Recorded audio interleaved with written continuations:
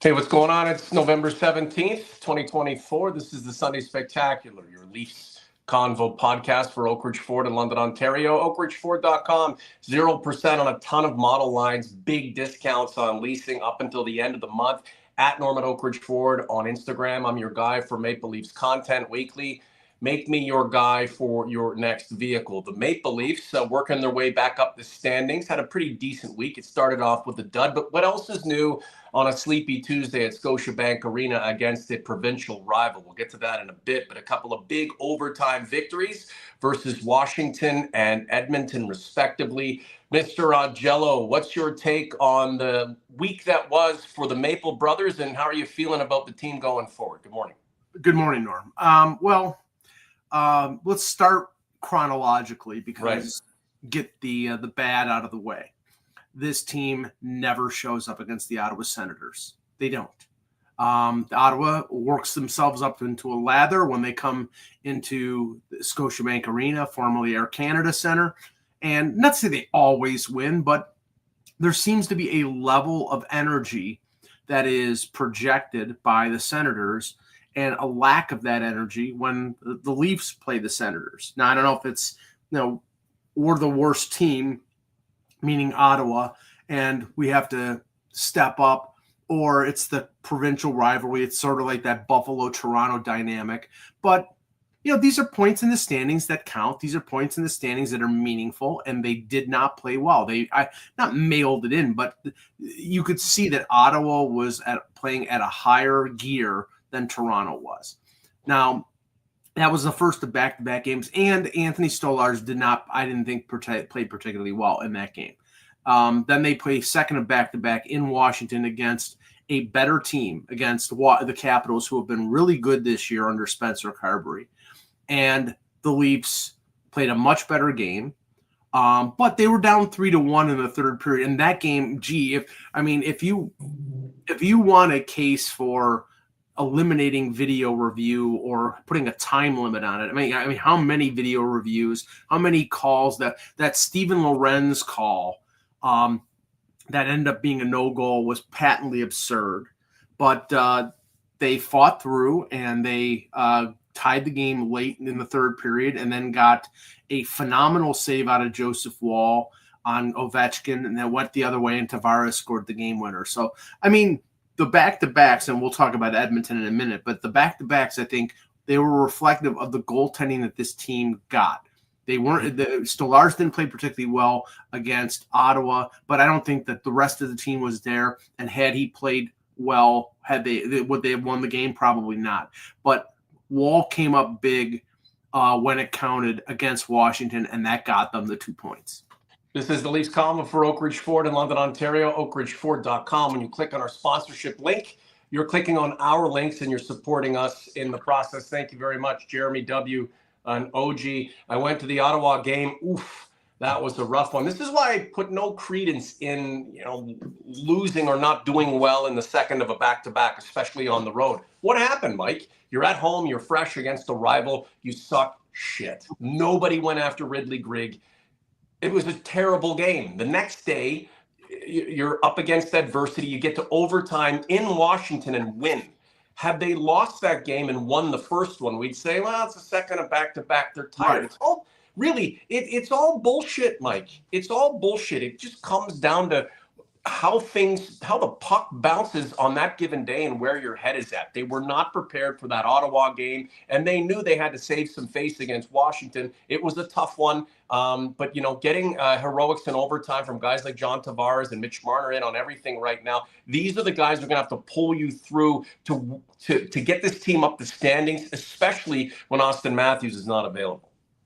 Had it been one game of 82 or a one-off against Ottawa, I would say exactly what you're saying. It's never a one-off, Mike. But it's never a one-off, and especially against that team, because that team seems to play better against Toronto. Toronto doesn't seem to get up for them, and they get up for Toronto. Good for Ottawa, then. Good for Ottawa. Well, no. I mean, good for Ottawa in the sense that, that's their Stanley Cup because they never make the playoffs. But no, in terms of Toronto, they need to get up for those games. Those are the points that you need to bank because that could be the difference between first and second place. And I'm sorry, and we'll get into him later when we talk about Edmonton. But the fact that no one even laid a glove, no one even touched Ridley Gregg after what happened in the last game last year is ridiculous. So how much do we put that loss on hockey's version of Tony Robbins, the Chief, Craig Berube? I thought he was supposed to get these guys hyped up. Well, they won 3 games at home on a 4-game homestand, and then the 4th one was a dog. So, I mean, but look who it was against. I think right, but I think he can't really come out and like peel the paint off the wall after they've won 3 games at home. He's probably looking at the overall that it's 3-1, okay. Right. But okay. from an outside perspective, that team and the way they play against them is a symbol of how this team has played over the years against the lesser lights. So buckle up for more. Had that been the Utah Hockey Club and they lost that way, it's a sleepy Tuesday at Scotiabank Arena. I don't care how many games you've won prior to, or if you've lost, or where you are in the chronology of a winning streak. You've got to get up for these games. And Mike, we suspected they wouldn't. We were hoping they would. They didn't. It was really frustrating. That with, notwithstanding the week they've had and kind of the ascent up the standings, that's all great. But man, there's a lot to be desired that's still left on the table against these rivals. That's super important. It's not just another game. You have to circle it on your calendar, especially considering the history of these two going back decades and what happened last year with that idiot slamming the puck in the net and Morgan Riley punching him. There should have been more retribution. There wasn't. But, at the end of the day, it was the first game of 3 this week, and we kind of got to move on. What else do you want to get to? Well, I'll just touch on what Sevy in the chat is saying. He says Matthew Knies is a beast. No crap. And not to pat myself on the back, but I saw this kid playing at Minnesota. Obviously the Leafs drafted him. And, as somebody who covered the team and covers the team, I tracked prospects. And when I saw highlights of him at Minnesota, I didn't see games. I just saw highlights. I saw a unicorn in terms of what this team had drafted under Kyle Dubas and what they drafted in Matthew Knies. And Matthew Knies was not a small skill forward. He's skilled, but he's a big kid. He's fast. He's strong. And he spent the entire offseason working out. It looks like he gained, I think they said 25 pounds. He's like 230 pounds. He's a linebacker. And you see, he hasn't lost speed. And without Austin Matthews in the lineup, and we've seen other players step up, Matthew Knies is one of the players who has stepped up the most and become noticeable the most. He's got 8 goals. He took advantage of a giveaway last night in the 3rd period. A Evan Bouchard pass that went off Connor McDavid that went right into the slot, and he took very little time to coil and shoot and beat Stuart Skinner. He's got a good shot. He's strong in front of the net. He's taken Matthews' place on the power play, and the power play has begun to work. Matthew Knies is a beast, and I've been saying for probably 3 months, get him signed now. Look, players of his ilk, with his physical stature and his capability and the kind of hockey that he's beginning to play and that we expect him to continue to play and thrive at, don't grow on trees, Mike. Don't go on trees. And there's been a lot of talk, a lot of kicking Kyle Dubas while he's no longer a member of the organization for all of the things that he didn't do well. This was one of the things he did. And, at the end of the day, even if it were a bit of a deviation from his general plan with players and how he wanted them to look and potentially produce, I don't know if it was capitulating to the reality of things or, if that was his grand plan all along to, at some point when there's a physical player of Knies' potential available, you go after him.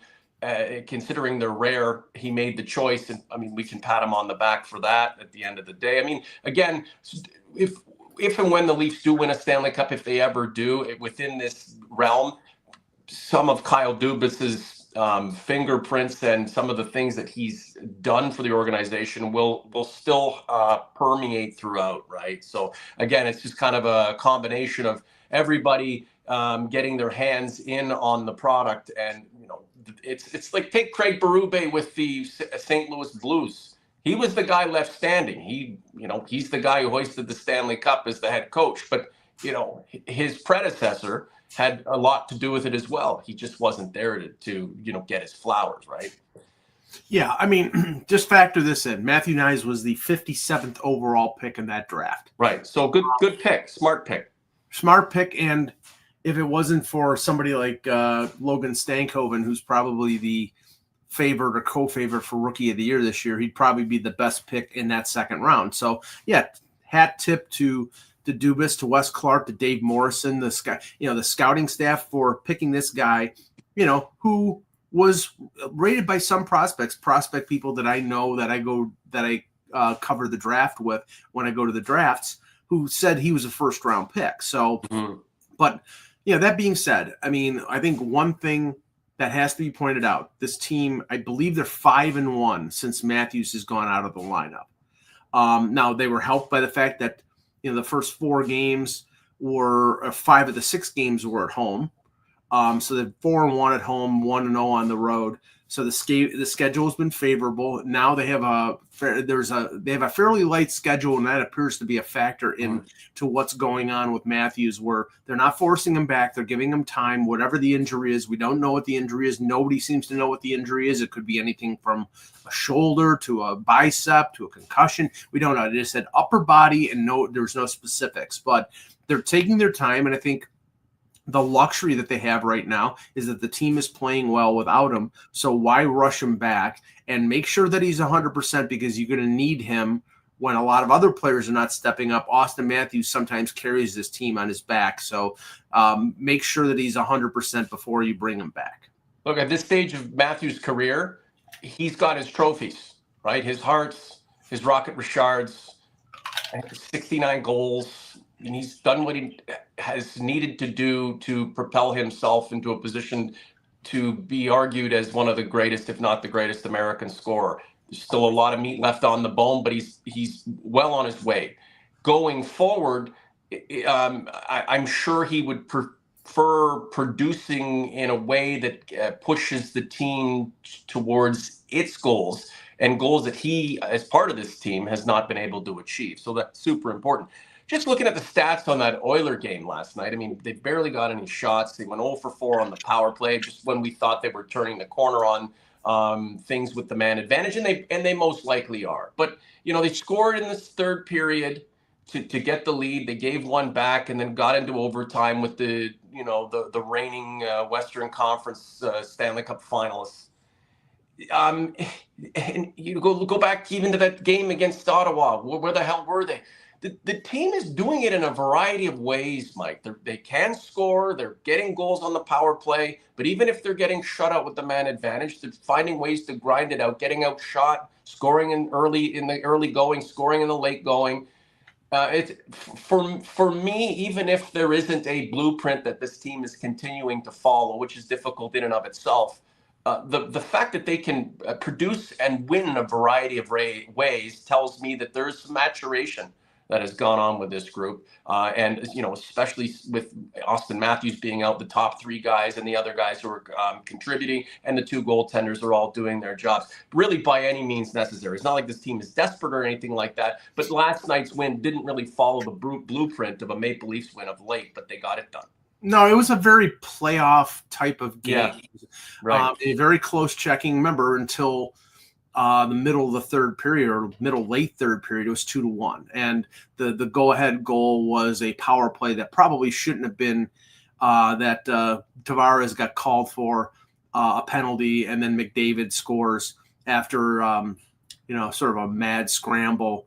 And it looked for a while like whether that was going to stand up, but then you had those 2 quick goals in succession from Knies and Bobby McMahon, who, like somebody There's else. Another guy we can. And Bobby McMahon has really stepped up. He's a physical player. I mean, they were very fortunate to get Bobby McMahon signed to a 2-year extension last year when he was facing unrestricted free agency after scoring 15 goals. They didn't give him big money, but they gave him enough money, and he so far it's proving to be a pretty good signing.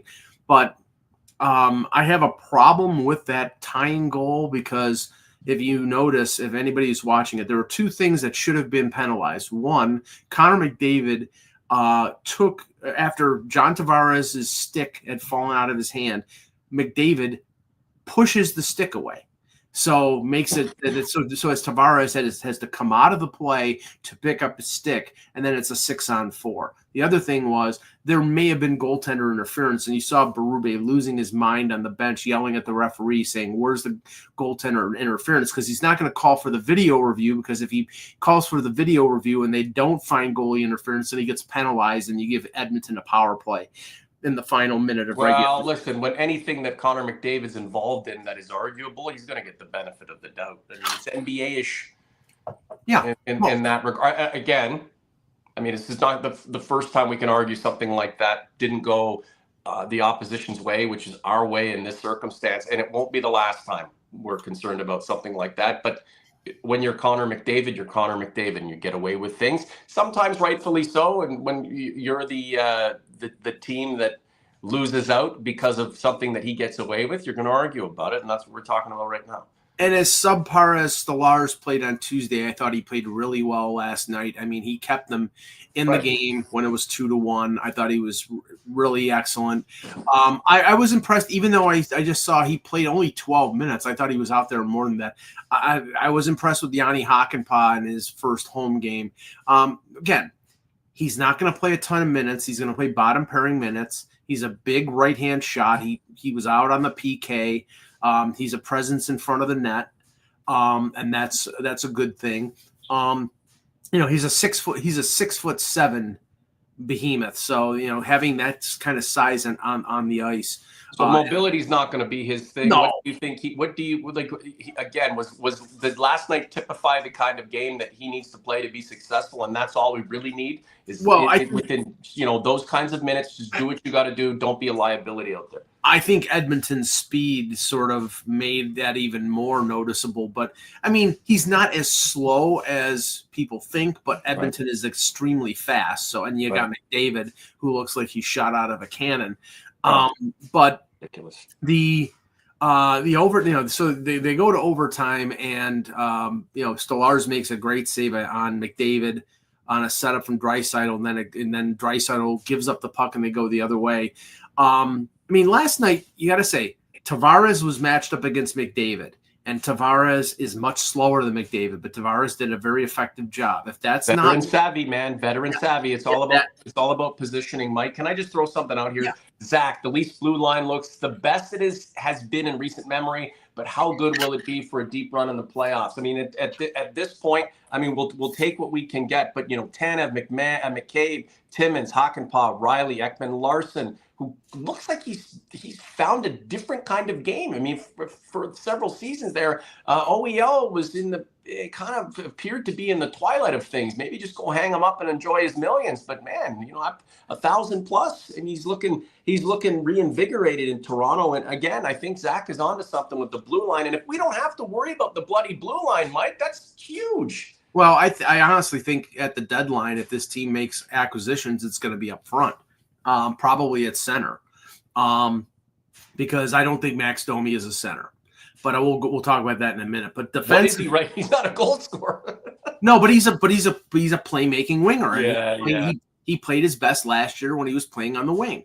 But defensively, as Zach was saying, I mean, now Morgan Rielly is not a great number one. He's a pretty good number two. But when you fill the depth of your blue line. And the problem with the blue line over the years has been you had Morgan Rielly, who's a good number two, and then you had a bunch of 5s and 6s. Mm-hmm. Now you have a bunch of 3s and 4s. Tanev is a good shutdown defenseman. McCabe is a good physical second pairing guy. Ekman Larson, as you said, has sort of gained. Now, remember, he wasn't bad in Vancouver. He was just being paid $8-point-something million. Right. And that's why they bought him out, because they weren't getting the bang for the buck. He goes to Florida. Paul Maurice says, you need to play more physically. We know that you can play offensively, but we need you to play more physically. He did. He wins the Stanley Cup. He's been more physical here, and they've given him some more offensive chances. Right. And he's really good. Looked really good. Is he the defenseman who scored 20 goals in Arizona? No, but he's pretty good. And in a sort of semi-reduced role. Now, he had 22 minutes last night, so he led the team on defense in ice time. I don't know how long that will last, but they might, be like weaning Riley off the minutes a little bit because they have more depth there, and that depth on defense. And also notice this: they have, after they trade Liljegren, now they have 8 defensemen. They sent Philippe Myers down to the Marlies for a conditioning stint. That once they bring Hakanpää back, they have 8 defensemen. Simone Benoit, who's played really well for them, has been a healthy scratch the last couple days. So they're basically, I think they're probably going to rotate Benoit and Hakanpää depending on the opposition. And safety in numbers is a good thing, especially on the blue line. Listen, the Leafs, and we all know this, the Leafs have offense for days. Ever since Nylander was joined the team, and Matthews was drafted, Marner was drafted, JT was signed. The team has never lacked offense. It had, gone through some, valleys of, offensive struggles, but it had always spiked again. It always peaked again.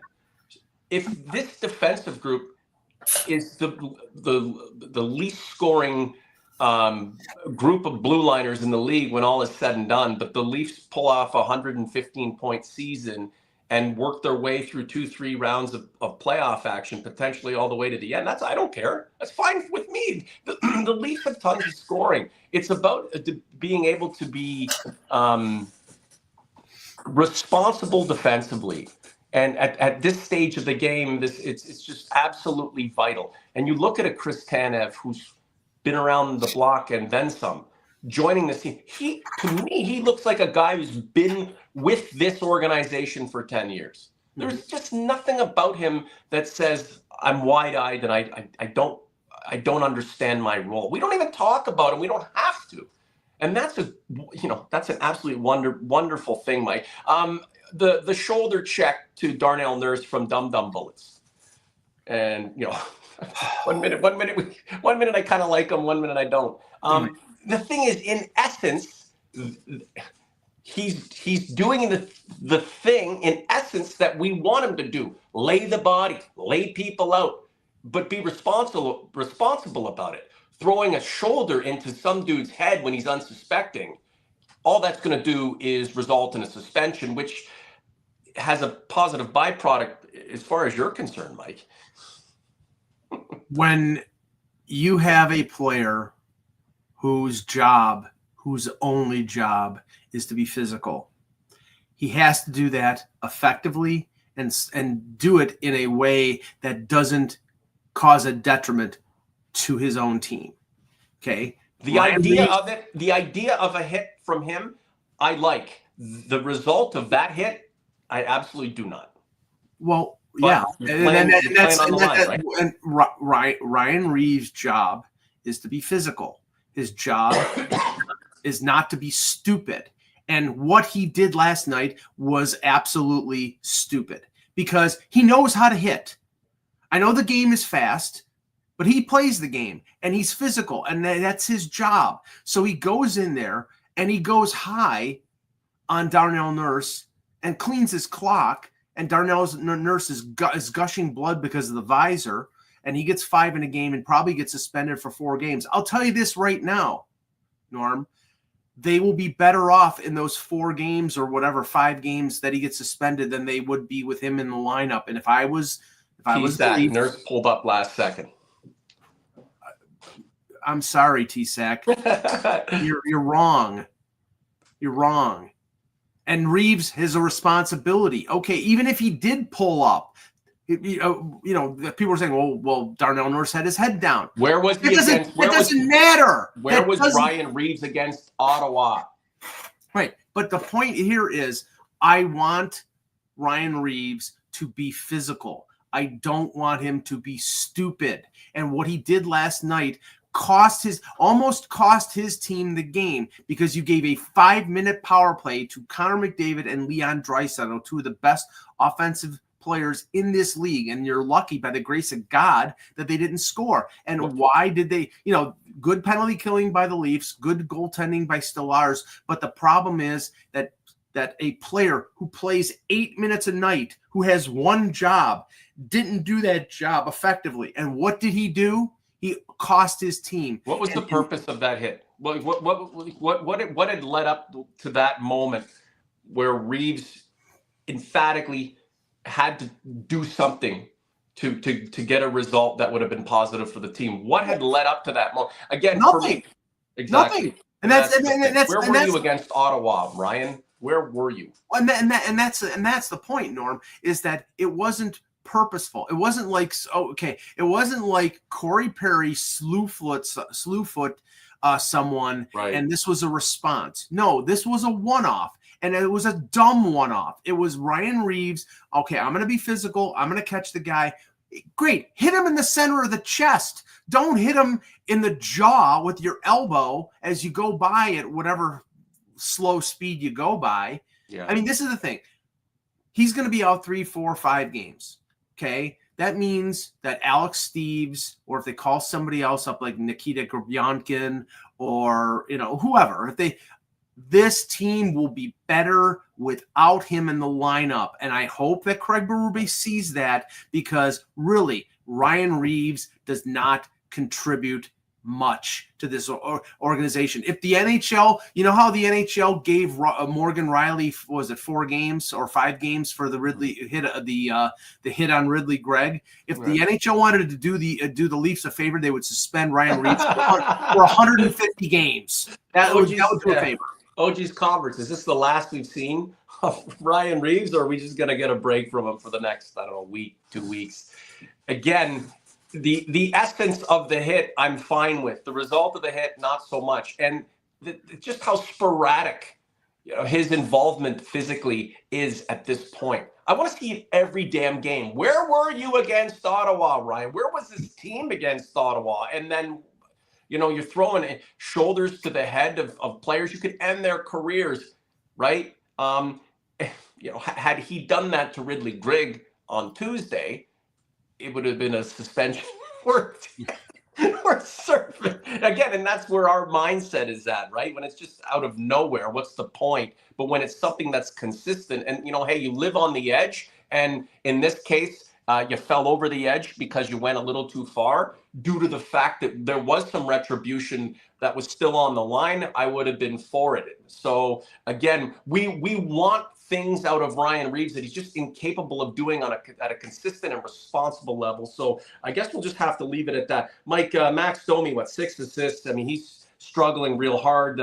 Austin Matthews trying to get his game going again. I mean, we got to applaud John Tavares. We mentioned how he was trying to hang with Connor McDavid. Nobody can. Connor McDavid is one of the fastest, if not the fastest, serious, real superstar NHLer who's ever existed and may ever exist. So that's a tough assignment. But John Tavares definitely deserves some credit. We've talked about Chris Tanev and how he deserves credit. The goaltending situation, Wall, Stolarz, young guys, both trying to prove something. As long as they can stay positive with one another and, encourage each other to do well and get their opportunity and kind of say, hey, it's my net now until the Chief pulls me and allows someone else to play. If the attitude and the environment is good, that is a nice little tandem. And then number 16, man, I mean, Jesus Murphy, I've seen in the comments, he's playing like a $14 million a year player. I don't think he's ever going to be worth that kind of money, but if we get number 16 like this through the very end and all the way through whatever playoff run he can provide, and these two teams shake hands, high fives, kiss and hug, and go their separate ways, so be it. I'll take what 16 is doing right now because this is the best I've seen him play in a long time. Last couple of words to you, Mike, and we'll get out of here. If he's playing like a $14 million player, it would be $14 million spent by some other team. But he's playing well. He's playing very well, and he played great last night. But that's what's expected of him. And you mentioned before, you said, well, this team, the offense is not a problem. It is a problem when it counts in the playoffs. So they can score all the damn goals. You bugger. Yeah, you can score all the damn goals that you want right now, and that's great. Okay. That's nice. But it doesn't matter unless you score when it counts. And now defensively, I think you have a team right now defensively that has a lot of experience on the blue line. Ekman Larson won a cup last year. McCabe has played in the playoffs. Tanev has made deep playoff runs. So it's not just on Morgan Rielly and TJ Brody like it was for years. So I mean that's a benefit. But now you mentioned Domi. I get the feeling since he had a maintenance day a couple days ago, there's something going on injury-wise. And right now they don't have any depth at center without Matthews. I mean, it's all, Tavares is the number one. Domi is the de facto number two. And now you're playing Camp up and you're playing, Connor Dewar at center. Nylander at center, that ship has sailed. The only thing he does at center is take an occasional face-off on the right dot. But no, they're I guess they feel that he's better as a fit on the wing. I never want to hear this bull crap ever again about him playing center. In training camp, don't even bother. It's not going to work. He's 28 years old. He's not a center. Stop toying with us. But right now, I think what happens is once Matthews comes back, which hopefully will be in the next few games, maybe Domi, maybe whatever injury he has, whatever he's nursing, he can take a few games off because he's not playing up to spec. I mean, he's getting his chances, but he's not really, and there's something off. It's just not working. And, based on the way he played in the second half of last year, there's more there. So the Leafs have been working their way up the standings among the goal leaders from a team perspective. One game at home versus Vegas this coming week, and then Utah next Sunday. Then it's on the road with Florida, Tampa. So not a hell of a lot of hockey left in November. What's the negative to that, and what's the positive to that? Last word to you. The positive is, like I said, Matthews being out of the lineup. It sounds like the talk is we're going to hold him out until he's 100% because, we need him to be 100%. And they've got time. I think the schedule is like 3 games in 13 days. So Buffalo's doing the same thing. They've got injured players, but their schedule is light, so they're holding them out because it's more for the long haul. The Leafs need Matthews back. They need him back 100%. And I think that's what they're doing. So just looking back on the schedule in November, I mean, not the heaviest schedule, but the Leafs have gotten positioned in the right way compared to where they were for much of October. This team doesn't give up a hell of a lot of goals, right? And that's not just the goaltending doing its job, and it's not just the group of adept defensemen led by the likes of Chris Tanev and Morgan Rielly and OEL and these cats, but I mean, just the way the team is playing, right? And if this is a trend and that continues, and it's, at worst, it's 5 goals with an empty netter, but on most nights it's 2, 3, 4 goals against tops, the Leafs can overcome that. Again, we're concerned about their scoring in the playoffs, but definitely not in the regular season. So there's always going to be something that we're pissed off about. There's always going to be a player that we're going to get on. That's us as Maple Leaf fans, and we should, right? I mean, it can't be perfect all the time. We've got to have something to kind of offset our optimism. But in general, things they're headed in the right direction. Though I will say, Mike, that Tuesday dud against Ottawa. I mean, I'm not going to forget about that, and I'm going to prepare myself for the next one to come because they're around the corner amid all of the positive movement. What are you working on right now, Mike? Well, right now, just, Leaf content will be relegated to X for the time being. Right. I'm also writing hockey news stuff for covering the Sabres, which nobody watching this will really care about. But hey, if you want to, but doing Off the Post and the Leafs Convo, so lots of podcasts, lots of hockey talk, and more to come. Well, with one game this coming week during the weekdays, and then obviously the Sunday game, I think we are positioned well for a weekday show. OG's converts, like the content, subscribe to the channel so you know when we're going to do more content. It's very important. Let your friends know about what we're up to. Check out Convo Shorts. Mike and I will kind of split off some of our micro conversations and send those out onto YouTube. So I want you to like those, share those, let everybody know what's going on.